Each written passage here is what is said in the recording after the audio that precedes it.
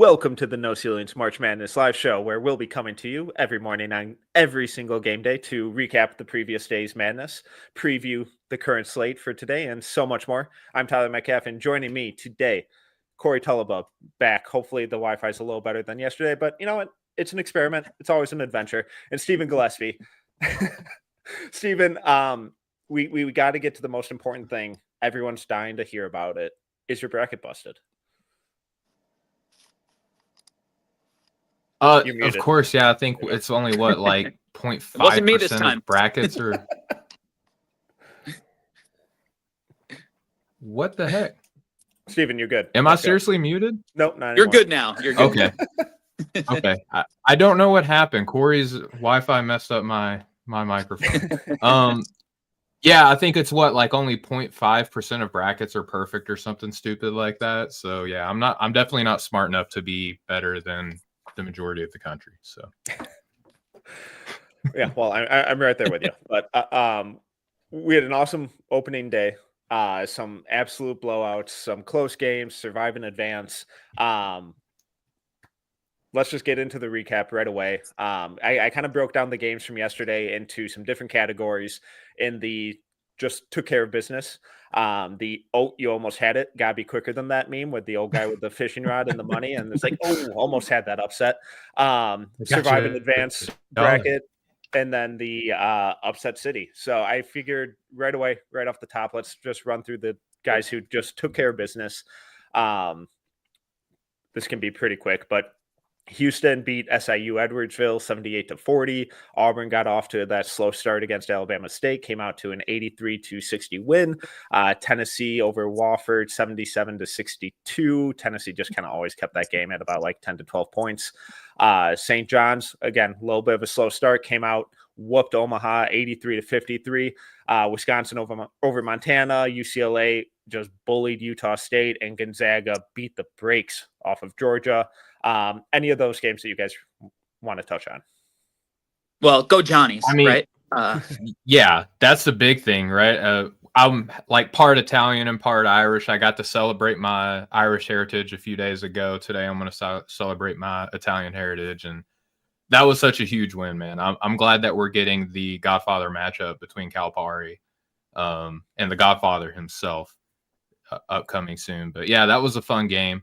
The Tennessee Edwardsville game also very fun. I'm glad that Chaz Lanier got to shine on a big stage. It was in the midst of another couple of games that I think garnered a lot more national attention, but still it was good to go back and watch that game and see Chaz do his thing and just help Tennessee beat Wofford. I mean, the Zags getting out to it, what was it, 30-5 start? Yeah. That was rough. Look, the Zags could be, a little bit of a sleeping giant at, as an 8 seed. Like, they're a team who I think they can play with anybody. They have one of the best pure point guards in the country, averaging 10 assists a game. Now, I stood on the floor next to him at the Garden earlier this year when I saw him. He's about my height. So what that says about his pro potential, I'm not sure. But the kid, Nembhard knows how to play basketball. I mean, I had an executive at the Big East tournament tell me they think that he has a shot to be drafted. But Caleb Battle is a guy who, when he gets going, he's hard to stop. They have bigs that are just can really play. I mean, they're deep, they're physical. Like they could give teams problem, and they beat the brakes off Georgia. Like after the 30-5 lead, it's just like at that point, you know how that game was going to go, no matter, even if it was only a 20-point game. But I thought Gonzaga really came out and made a statement too on their positioning as well. Yeah, I think they're kind of one of the more experienced, just all around well-rounded teams in this tournament. I was really surprised that they only got the 8 seed. Asa Newell, in terms of the draft standpoint, was the biggest prospect name in that game. Any kind of big takeaways from his performance? He ended up putting up decent numbers, but again, I mean, that they just got off to, they put themselves in such a major hole right off the start. I think so. I think that, watching him, I think he played hard during that game. I spent a lot of my time, because there's multiple games on at the same time. I watched that game in good detail, and they were getting blown out in the second half, down by 30, and he's still hustling for offensive rebounds, setting screens, diving to the basket, playing hard. It's just that Georgia could not, like, Demery struggled a lot. Santo Cyril got hurt, like had a back injury during that game. It was just not their night, but it was still, I think that it was, if you were down on Asa Newell, I think that you could still even take away positive things just by hustle, effort, and energy, even though his team got dusted the entire night. I think that was the Asa Newell experience. You know, like, I don't think he performed any differently than he has all year. He's been good all year. Yeah. You know, he's been consistently who he is. I think the question is the player he is, like, how high do you take that kind of player? Because, again, for me, I think he's kind of a tweener between the 4 and the 5, which is, in the modern age, could be a good thing. I almost think for Derek Queen, it kind of works in his benefit that he's shown he can play the 4 a little bit this year. But for Asa Newell, I don't know which is his best position, and I don't think he's done anything yesterday to kind of answer any of those questions. I mean, only 2 defensive rebounds, but he had 6 offensive rebounds, right? Good. He got to the line 10 times, which is really great, but he missed his threes. He didn't block any shots. So it's like, he didn't answer any of my questions other than, like, hey, I know he's an NBA player. I don't know how good of an NBA player he could be. But I think his range with where he's at right now, I feel like whether you have him in closer to 10 or you have him closer to 20, in that range, he's not going to have the expectations of, like, Marvin Bagley, you know, where he went in the top 3, where I think they kind of share some similarities as players. But you could work a little bit better in the range he's in and not having those expectations. So he's good. He's solid. He didn't, for me, do anything to kind of change my opinion on him. I kind of land in that same bucket. And I honestly, the most impressive aspect with him all season has just been that consistency, where the numbers haven't necessarily been outlandish, but they've been just really good all year. Yes. He doesn't really take over games, but he never really hurts the team. I think he has a really encouraging floor. It's just, I think a lot of the difference with his valuation is going to come down to where do you realistically kind of put his ceiling. All right, moving on to the next kind of batch of games. Almost had it. Purdue held off High Point 75-63. Purdue just ended up dominating the glass, out rebounding High Point 45-24. A&M held off Yale 80-71. BYU took down VCU 80-71. Creighton got off to a huge start and put away Louisville 89-75, despite a late run by Louisville in the second half. Just wasn't even close to enough. Steven, from those batch of games, what stood out to you the most? I'll go with the Creighton-Louisville game because I know Corey touched on this yesterday's show when he was previewing that slate of games. I kind of was lobbying for Kalkbrenner in the most latest mock draft, you know, kind of be a higher-end second-round pick. And I think that you're kind of seeing it in real time as to why. And the broadcast did a really good job of capturing something that I think is kind of like been under discussed with Kalkbrenner, even by myself.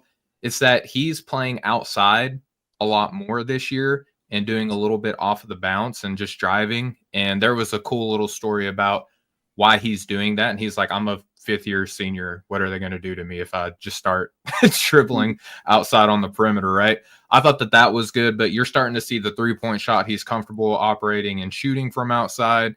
And then just doing the big man stuff. He's been that sleeping giant, literally, on the court all season long. And I think that he's doing a really good job of, hey, guys, I know that there's a lot of questions towards the back end of the first round and early second. I could be a pretty safe bet to be a rotational player in the NBA. And I thought that he kind of exemplified that perfectly against Louisville. Corey, how about you? For me, and this is something I talked about yesterday, it was Three-Gore. You know, like with BYU, you know, I said, like, hey, he's got a chance here to come out, knock down some shots, and kind of get back on that radar as like, are we overthinking this guy? Like, is at 6'9" with that passing, a guy who's shooting at volume, like you look at his 3-point attempts, he is way up there. This is like, he far exceeds somebody, like a Scotty Barnes or something, who's maybe one of these jumbo initiators coming in. The confidence he has in his shot, whether he's making or missing, to me is super, super encouraging. And it looks good. He takes movement shots. He takes spot up shots.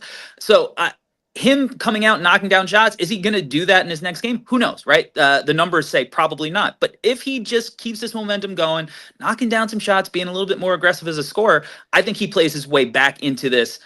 Are we really going to overthink a 6'9" wing / point guard who is probably the best passer to play in college basketball as a freshman in years? Like, seriously, like, I think we underrate how special he is as far as his vision goes, and how he can manipulate defenders. He's not just like making the next read one pass away, even two. It's like he makes passes three passes away sometimes.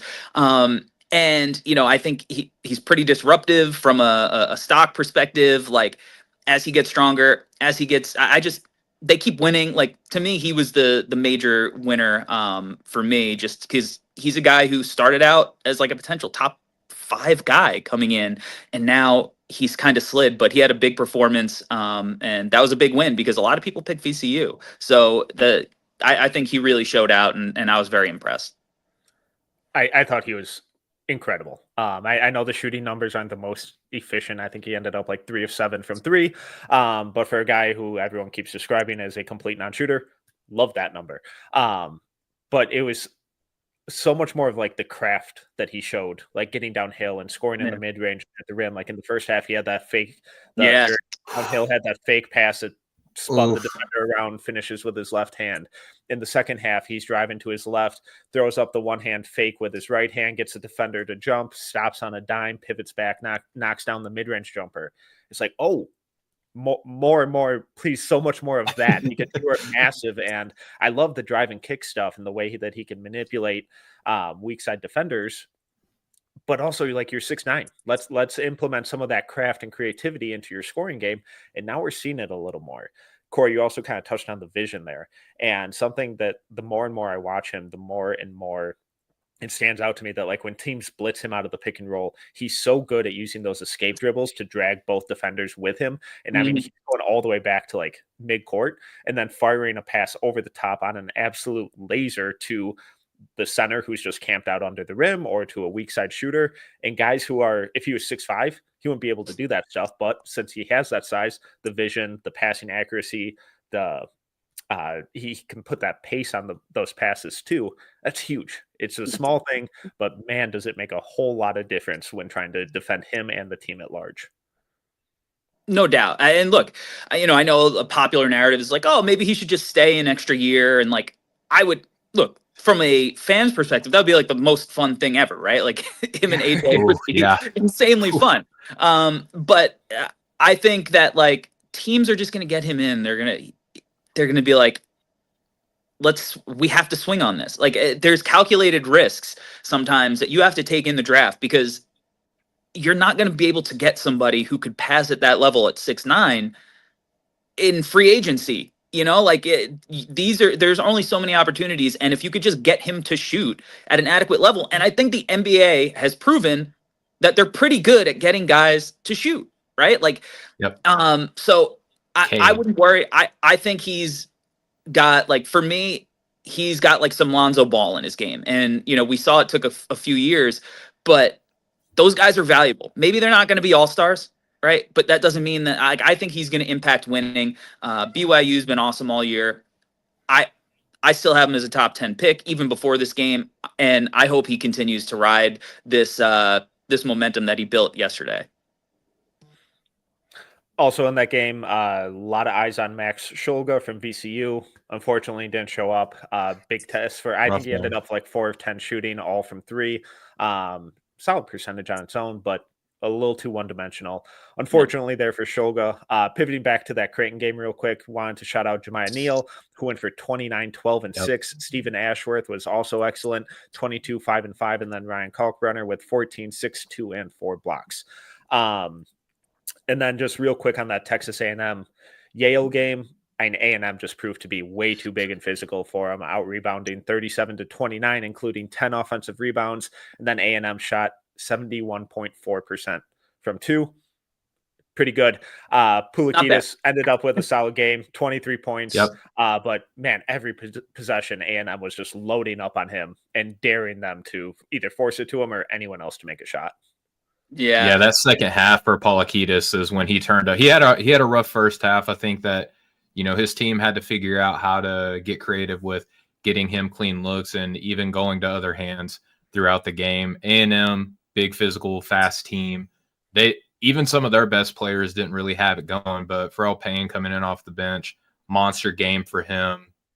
It was just too much for them to handle on the interior. But I was really impressed with Poulikitis coming in that second half. He just caught fire and he made it a game, and he stuck with it whenever they were getting kind of blitzed pretty early on.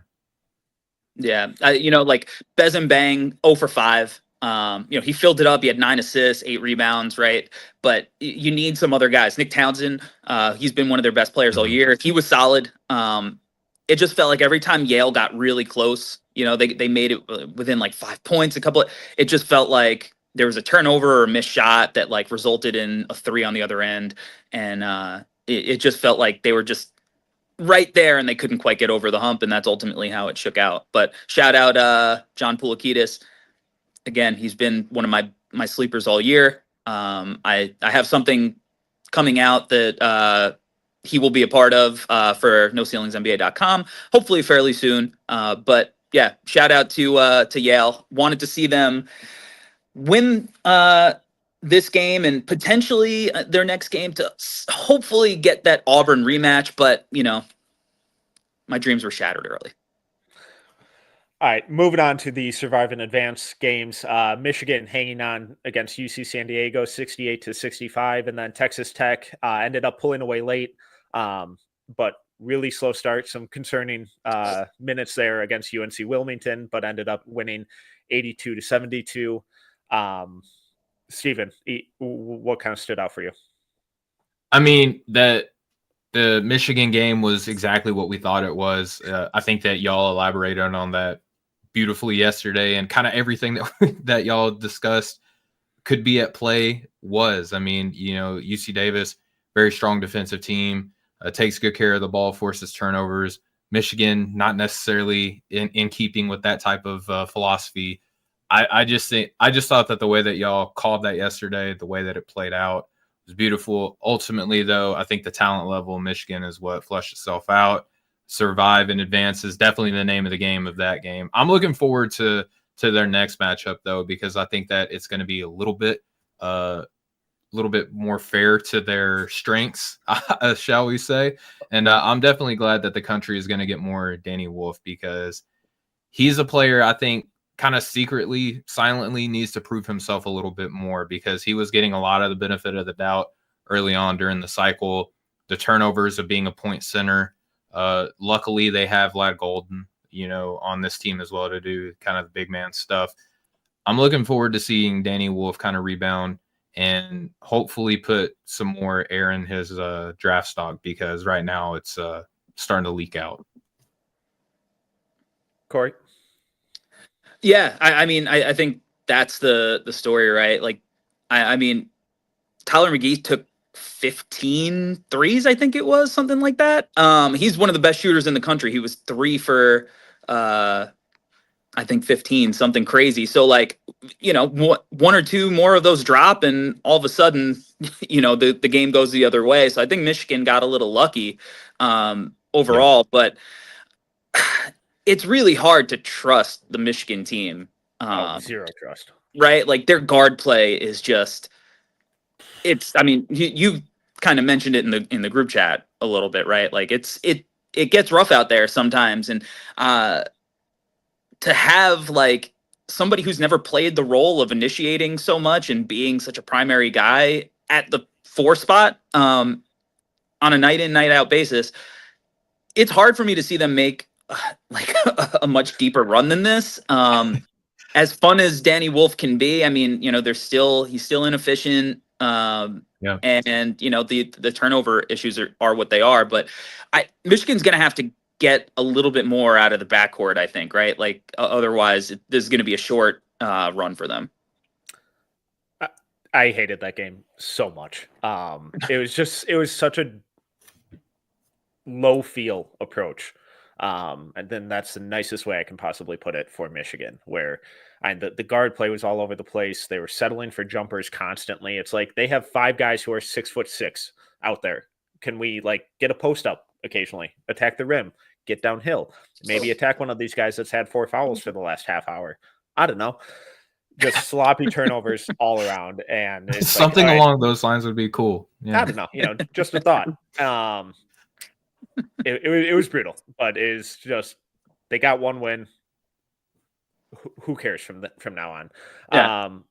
Also in that Texas Tech UNC Wilmington game, that was the most threes Tech has shot all year. At 46 attempts, shot just 28.3%. Big Kerwin Walton game with 27 points on 8 of 19. He's averaging 5 points a game. This year.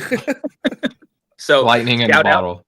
Yeah, and they needed it because Toppin, Christian Anderson, Darian Williams all kind of struggled. They were super inefficient. They couldn't buy a shot, and Kerwin Walton went out there and knocked down 8 of 19 from 3.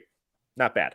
Elijah Hawkins also almost a triple double as well. Yes. 1 rebound away, but he struggled from the floor. He was 3 of 12 from 3. So, he filled it up and did some other stuff. But yeah, I think for Tech to walk away, even if it is against UNC Wilmington, having all of those guys struggle at one time, probably good. I think they're all guys that I trust. Like Darian Williams been really good all year. I love Christian Anderson. So that's some really good flashes. Yeah. Yeah. So even though, they get that monster game from Walton where you're like, all right, you probably don't get that again. You probably get better production from their main guys going forward. So they're a team who I do think can present problems for a whole bunch of different matchups. So good on them for pulling it out, because with performances like that, that's what happens in March. You don't play well for one game, and that's that. So they pulled it out, and I have a little bit more confidence in them going forward. All right, let's move on to the fun stuff. Upset City, a couple big ones, and then one that I guess technically is. But McNeese over Clemson, 69-67. McNeese led at halftime, 31-13. Hunter hadn't scored for Clemson in the first half. Big comeback, fell short. McNeese held on. Then Drake over Missouri, 67-57. Star-making game for Bennett Sturts. Arkansas took down what I think might be one of the worst Kansas teams I've ever seen, 79-72, technically an upset, but that game was gross. They got their money's worth. They got their money's worth with the AJ Storr performance, right? Yeah. Nice of him to score. Yeah. Thanks for showing up. Yeah. Obviously the game I want to talk about the most is the Drake Missouri game. We've been kind of here for a half hour. Yeah. We've been kind of pumping Drake and Bennett Sturts now for the last week or two. And boy, did he, put himself on the map, in a major way. What was he 8 for 11, 21 points, 4 assists, perfect. Yeah. Perfect from the 3-point line and the free throw line. The kid is a stud, and he's now had at least 3 games against, what you would consider, better competition than the mid-major competition. And he has shown out in every game that he's played in. He had a couple of non-con games early in the season that he played well in, and now against a good Missouri team. The hype's real, guys. Like, this is, to me, this is easily a first rounder. I think I have him at the very back end of my lottery. His statistics are insane. He has very few holes in his game, like very few. If I were to point it out, sometimes he gets stuck in that mid-range area where he gets cut off from the rim. I think if he learns to kind of come off screens and just get to a spot in that mid-range area, that's going to open up a ton for him. But that kid rocks. I mean, did that shot, the one-legged three that he hit? Like runner. Yeah, he's so much fun. The Drake team is fun. I'm ready for more. I will be tuned into every Drake game. For Missouri, Anthony Robinson, tough one from him. He has had a really rough last 5 games where his scoring has basically been non-existent. I know he has some really fun advanced stats where he's got like a 78.5 free throw rate this year, which, but that's kind of been his whole game. He just gets downhill, initiates contact, and I think when you get into playoff settings, that stuff doesn't work that well. They're gonna maybe swallow the whistle a little bit. He's got to start being willing to shoot. He passed up a shot at one point where he was open for three with the clock winding down, and then he tried dribbling into like a floater, and he hit the backboard, and it was a violation. I think he's a really interesting guy who come get some feedback, do the test the waters thing, come back to school, and just prove that you're more than just a guy who needs to rely on free throws to score, because he's not like a super great playmaker. Like, he's pretty good, right? Yeah. So he's more of like a wing than I think a guy you're going to put the ball in his hands. Great defender, but use this opportunity from here, prepare, test, come back, get a bag, and be ready to be a 2026 guy. Yeah, I don't know where you're at, Metcalf, but I probably like at least I think that I might be like the biggest Bennett Sturts skeptic among the three of us. And it's just becoming more and more difficult to find things wrong with his game. He's a little bit slight of frame. He does, whenever he gets in the paint, leans away from contact a little bit more than I would like to see. But you look at the ball handling, you look at the fact that in the pick and roll, scoring out of the pick and roll, right, which includes getting to the rim, he is ranked stupid high on synergy. I think last check, he's like in the 94th percentile or something like that. You include the passing, he drops all the way down to 90th, right? So he's just absolutely fantastic operating out of the pick and roll, which is the most important play for a guard to be able to be efficient in. He shoots with the ball off the dribble. Drake, whenever they dare to keep the ball out of his hand and allow him to run off of an action away from the ball and then relocate and get it, he's very effective in that regard as well. He's more physical on defense than I think his profile would give him credit for. You watch him, he's not afraid of any moment. I'm a believer now of Bennett Sturts, and I think seeing it against what a lot of people, including myself, was calling it the most ideal position for him to take advantage of, and answering it to the degree in which he did, that did a lot for his stock for me personally. If that makes me a bad scout because I waited until March Madness to say so, then guilty as charged, right? Anthony Robinson, to Corey's point, I'm like super cool on him this year. I don't think that he's a next year guy. He could be 2 years away. I think that it's super interesting. Something like a phenomenon that we were talking about in our chat yesterday was that it's funny how these guys like Ryan Kalkbrenner, who we touched on earlier, we ranked him like top 20 in our mock drafts and stuff, like in big boards a couple years ago for no ceilings. Now he's circling back to being the guy that we thought that he was going to be a couple years ago. We could see Anthony Robinson do the same thing. He's just not ready this year, but that was a super fun game. I'm glad that I got to experience Bennett Sturts live action in a nationally televised game with the magic show that was happening on True TV at the halftime show. That was just like, it was a great Bennett Sturts day, and he capitalized on it. Huge opportunity, and you just love when those guys take advantage of it. And what I think he's a first rounder at this point, at least. I still have a lot more to deep dive, especially on the defensive end. But what constantly stood out in that Missouri game was he's never sped up.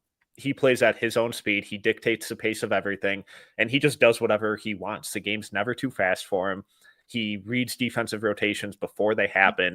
Like they'll be running like a 20-second long set, and he'll just see an off-ball defender kind of tune out a little bit or something, and then he'll just like skip ahead like 3 or 4 steps into the set and make that pass instead because he wants to take advantage of it.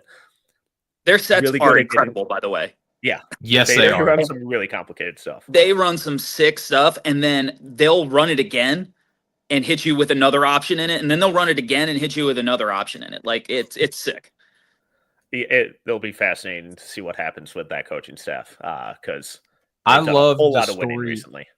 Yeah, I love the story too of I forget the coach's name. I'm sorry, I'm new to his name, but they were talking about him being in D2, and one of the concerns that he had coming up was I wonder if the stuff that we had success with in D2 is going to work in college basketball, and just the degree in which like it definitely has worked with 30 wins on the season and huge March Madness victory. It's like, yeah, dude, you're pretty good at what you do, you know. Also, Missouri had 17 turnovers in that game.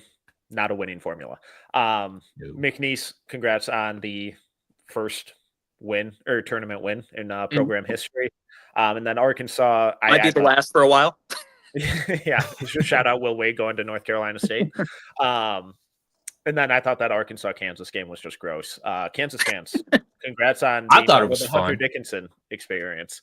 Their transfer portal was a disaster. Shout out KJ Adams. Looks like he tore his Achilles. Just a brutal way to end a rough season. I know that's your guy. He's not pro, but I just love the way he plays. Boogie Fland returned from injury for the first time since January or December.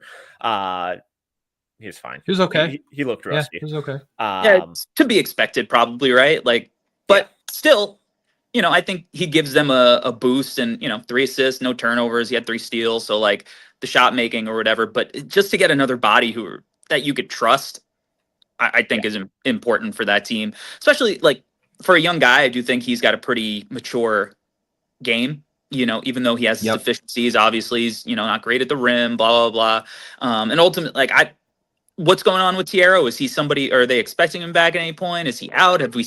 Is it just kind of they're just that? They're putting it close to the vest, man. Yeah. I think if they're gonna like have a chance in the next round, they're probably gonna have to have him come through, because for an experienced St. John's team who was just absolutely rolling, even in their losses this year, what have they lost? It was 4 games by a total of 7 points. Like for the experience that they're playing, I think that's going to be an uphill battle. I think they're going to need Tiero for the next round, but especially for Lewis, like that matchup, like he's going to be the guy on RJ if he's in, and that's if he's not available, then maybe Carter Knox is the guy that you put on RJ. Yeah, I mean, Billy Richmond maybe see some minutes. I like long term, but he's another guy. Like he needs to be able to shoot out in 8 minutes. Right. Shout out DJ Wagner though, 14 points, 6 assists, only 2 turnovers. We haven't really talked a lot about DJ, but I think DJ has been pretty good this year. Like not like, hey, he needs to come out and be a pro this year, good, but like from a college perspective, I think he's slowly learning how to be more of a point guard, and I think that's going to be good for his long-term project, because he'll get a cup of coffee at the least whenever he tries, right? So I think that's been good to see, at least him playing like a more floor general type game at times this year. And if I could touch real quick on Boogie Metcalf real quick, sorry. He did take a scary bump. Actually, Richmond did too during that game. Both of those guys had some scary falls, but for Boogie to take the bump that he did and got up and keep playing, like that made Arkansas fans and I'm sure talent evaluators like definitely more like, okay, cool. He is not made of glass. This is awesome. I was 100% expecting him to be like holding his hand after he got stuffed at the rim there. I was like, oh God, no. Because especially when you see him put his hand and arm down to like brace himself on the fall, it's just like, no, don't do it. But you guys fall like a plank. Yeah. You guys mentioned RJ Lewis, and shout out Jerry and everyone else in the chat. Jerry's asked a couple times, where do you guys think RJ Lewis goes? Lottery, first round, early second round? Where's your kind of stock on him? Corey, you're wearing the Johnny's jacket. So yes. Why don't you take it? I hope he comes back. I don't know. I don't think it wouldn't shock me if he got selected in the 25 to 30 range. Yeah. I think he's more likely a second rounder. He hit 5 threes last night. Basically it's a question of how much do you believe in his shot coming around, right? Because there are very few flaws in his game otherwise, and he is good mid-range, free throw, all that. The shot is a little he gets so much hang time on the mid-range shot that sometimes for guys who shoot like that, it's a little harder to like translate that to more of a like set shot from distance. there's like some wonkiness to the 3-point shot that you don't see in the mid range. So I think it could be ironed out. But like he's so good at getting open, hard planting, and then faking and cutting the other direction. I mean, obviously the defense phenomenal. He's competitive. He does the little things. He hustles. He's gonna get drafted, like for sure. Again, it wouldn't shock me if somebody's just like, this kid is a winner, and let's get him in our system. Even if he spent some time in the G League working on that shot, like we know he's gonna have all the other stuff. He's definitely a pro. I think it's one of those, he's just kind of a toss up of where he gets drafted, because I could see him going anywhere in the second round, and I can see him getting selected in the first round. It's obviously the draft is a crapshoot, but he's been phenomenal all year. And to have somebody like that play for St. John's has been very, very exciting. And he was somebody I was a little skeptical on, and I even thought like really early on in the year, I was like, it's a lot of the same, but he just impacts winning. And at the end of the day, I think with his height and the athleticism and the tools, like the shot's not broken, someone's going to take a shot at that. We could see like a Dante DiVincenzo, like magical tournament run, him being the benefactor of that, and a team just being like, you know what, like let's just get this winner in here. Does he have his faults? Sure. But we're going to bring in a guy who's on a winning program, is the guy on the winning program. We'll just bring him in because he's going to be great for our roster and locker room. Yeah. Okay. Let's move on to today's slate. Mississippi State and Baylor are about to tip off in about 5 minutes here, as we're recording live. But Stephen, what's your must-see game of the day? Must-see game of the day. There's some bigger games, but one game that I want to touch on, just because there is a sleeper. I'm on the Draft Sicko show, so you got to let me be sick for a second here. Alvaro Figueras for Robert Morris is a super fun player. I love watching him. I've watched him all season long. He's going up against Alabama. Now, I know that I'm talking about him here. He could completely have bad numbers because all Alabama has to do is make his life hell, and this team is going to fall apart. But don't let this, unless he wins, if he loses, don't let this game negatively impact what you all think about him. Just watch, because Robert Morris has had some bigger games in the non-conference schedule where he's balled out. He is so much fun. He's the guy that I'm highlighting as a sleeper for next year. But I can't wait for the country to experience him again. If he wins, how good of a talent he is. I'm very excited for that game. I'm with you, Steven. He's good. Like, he could pass. Yeah. He's tall. He could shoot it. He's definitely somebody who next year is going to be one of these guys that coming into the year, I think, should be on people's radars, but probably won't really be. But he could hoop. That kid could hoop. Corey, what about you? What's your kind of must-see game of the day? It's hard for me to choose. It's hard for me to choose, but I'm between Colorado State and Memphis, and Maryland and Grand Canyon, because both of those guys, both of those teams have got people that are like, oh, that's my guy. Like, I'm excited to watch Neek in the tournament again. Colorado State, even though they're the 12 seed, are favored. They're -1.5. And then Maryland versus Grand Canyon, I'm really interested in watching because, Derek Queen, I've been super high on him all year. He's my number 3 prospect on my board. And then with Grand Canyon, Tyon Grant Foster has completely fallen off radars. And it felt like last year where he really kind of started becoming a name that we were talking about was during that March run that he had. So can he replicate that? Can they pull out an upset over Maryland? Can he hit a shot? It's going to be a lot to watch for tonight, but I really like that Maryland team. I think they can make a run, but there's a lot of fun games on the slate tonight. But those are the two that I really, really have circled. Yeah, I'm Gert Cheaton. Give 3. You mentioned Colorado State. Love that one. I think New Mexico Marquette, the Donovan Dent versus Cam Jones show is going to be electric television. Oklahoma versus UConn, and then Xavier versus Illinois. I think those are my my 3 games today that it's like, all right, you're getting the main screen, you're getting the sound on. I'm really, really excited for all 3 of those.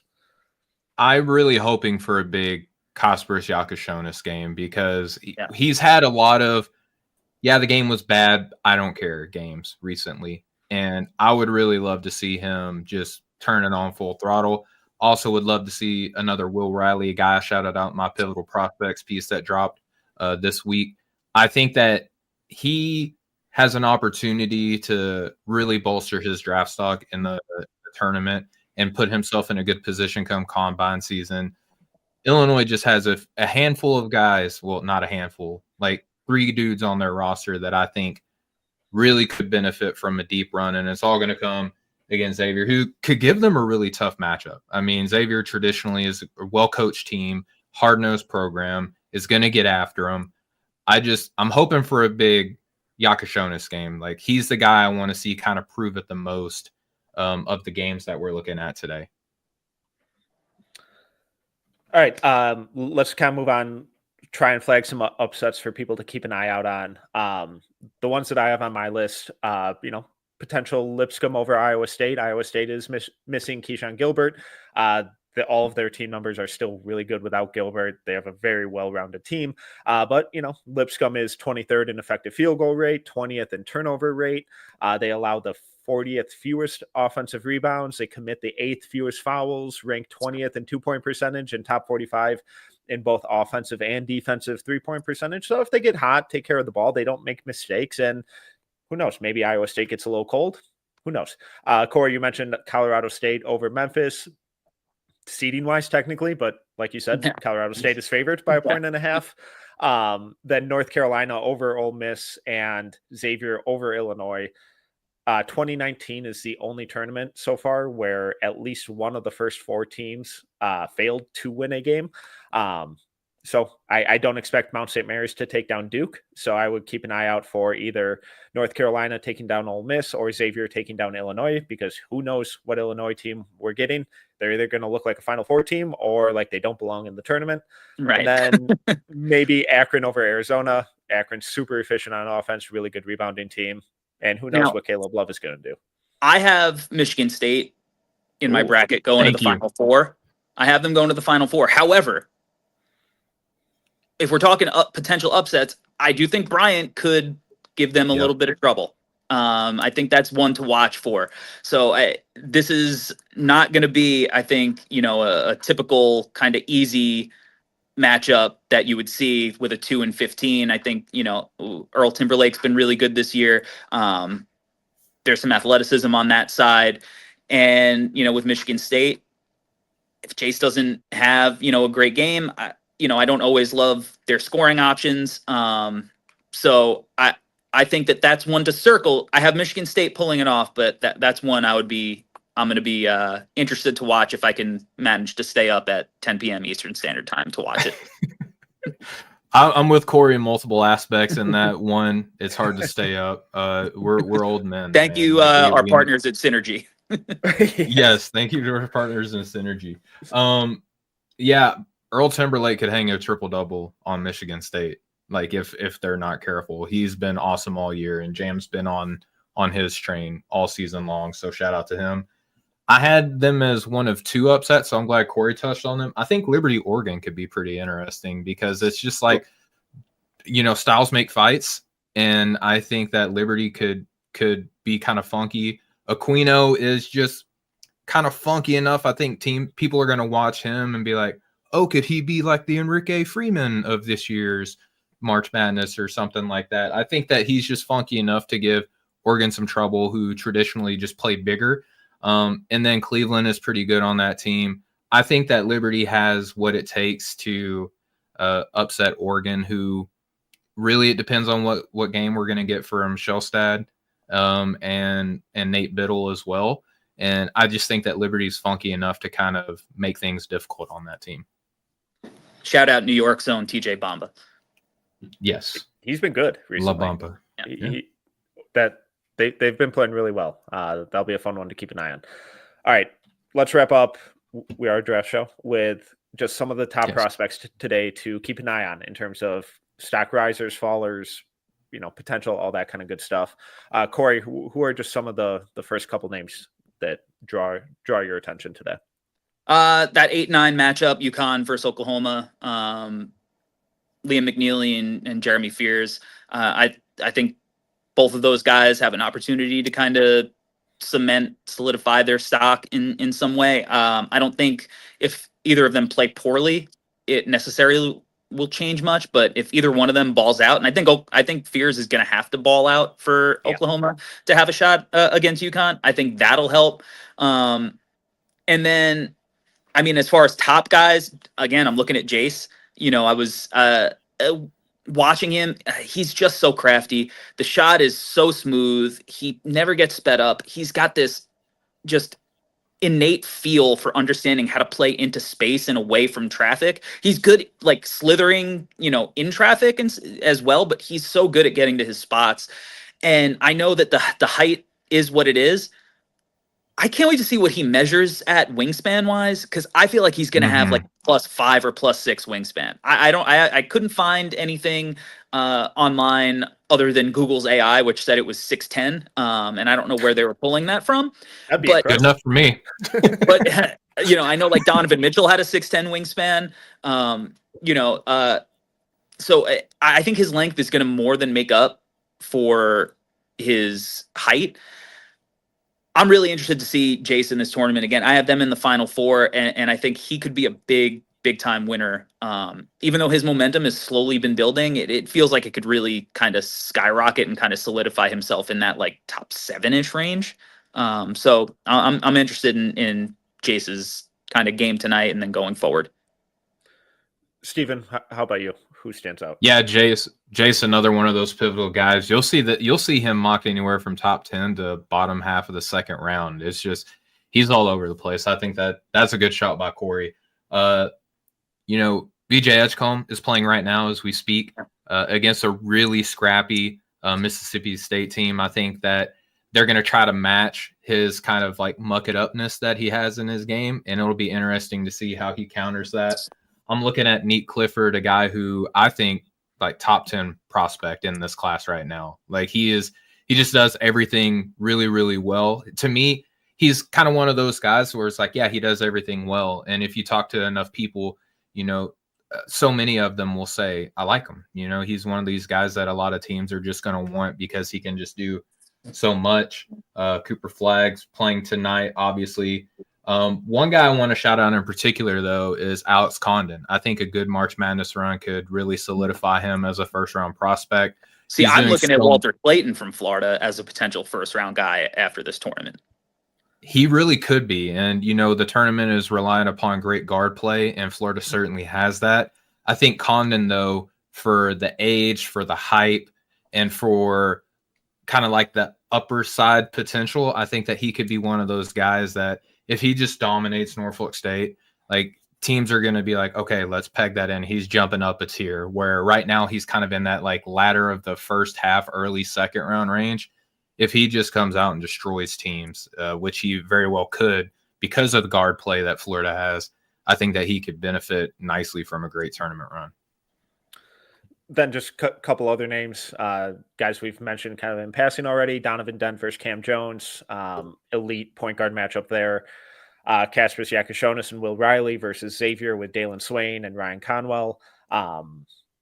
Kaspers has been really struggling in terms of scoring and efficiency and all that kind of stuff recently, but I think this Illinois team is hopefully getting healthy. I think Merez Johnson coming back is going to be huge for them too. I'm really intrigued with him for next year, but also Tomislav Ivicic, kind of a toolsy, skilled stretch five that I know has some fans around the league. Carter Definitely. Bryant versus Akron. Yeah. Sorry, go ahead, Corey. No, I said definitely. Guys who could shoot like that at that height are going to be, a hot commodity in some aspect. But I'm glad you touched on Carter Bryant because yeah, for sure. He's a guy who has just been quietly awesome all year, but hasn't really had the kind of name recognition due to the playing time, the amount of burn that he's getting, even though he should be playing more consistently. But Arizona, I think, is going to need him to show up all tournament if they want to win games. And I think he's got an opportunity to kind of start his momentum and ascension towards like the back end of the lottery. Because he's a guy with his age, his kind of body, and the skill set. Yeah, we're seeing him in like that early 20 range now, but we know how it goes in the pre-draft process with, all right, now we're going to get into private workouts and this and that. And that's where I think he can really start his ascension. I think he's going to be an upward trajectory guy, but I'm hoping that he kind of plays well, in the tournament. And then just last couple names, Derek Queen, obviously, versus Grand Canyon. And then Ian Jackson, Drake Powell. You going to show up? I don't know. Cool. We'll see. We'll see. Those are names. I'll tell you what. Ian Jackson's going to try. We'll know that he'll show up. Whether he's making too much noise or he's bringing just the right amount of vibes. That's kind of the question with him. Drake is he might be standing over in the corner being a little awkward, and we're just waiting for him to come over and hang. And he's, we'll see. Both of those guys kind of the inverse of each other with how they approach their minutes, right? Yeah. Absolutely. All right, Steven, any last words or things to keep an eye on for today? Last words? Am I like in trouble or something? Yep. No. All right, cool. No, man, I'm excited just to be watching basketball, man. This is a fun stretch of the season for us, and I'm just excited that players are getting the opportunity to do what they have been doing in front of a national audience, because college basketball is definitely becoming more of a couple month season review for people who aren't sickos, right? And I'm glad that people are catching up on some of the favorite players that we've all been talking about all year long. Corey? Yeah, excited for a nice slate of hoops today, all day long. And, we have a bunch of highlight videos, scouting report stuff on the YouTube channel. So if you're watching this or if you're listening to it on the podcast feed, and you're kind of just hopping into the prospect side of it and who to watch, we got enough stuff to catch you up on that. So definitely make sure that you're liking and subscribing and searching all those videos. That way you can familiarize yourself with all the top prospects. Absolutely. We will be coming to you guys live again both Saturday and Sunday about an hour before the first game's tip-off. If you can't make it live, no worries. We'll be posting the audio on the podcast feed as well, so make sure you subscribe to both. Shout out to everyone in the chat. We'll try and keep answering questions going forward in future shows, but every game day throughout the tournament, we'll be coming to you live, previewing, recapping, answering questions, all that good stuff. But enjoy today. Should be another awesome slate of games. He is Stephen Gillaspie. He is Corey Tulaba. I am Tyler Metcalf. If you enjoyed this episode, please make sure to subscribe, rate, review, all that good stuff. Until next time, see ya.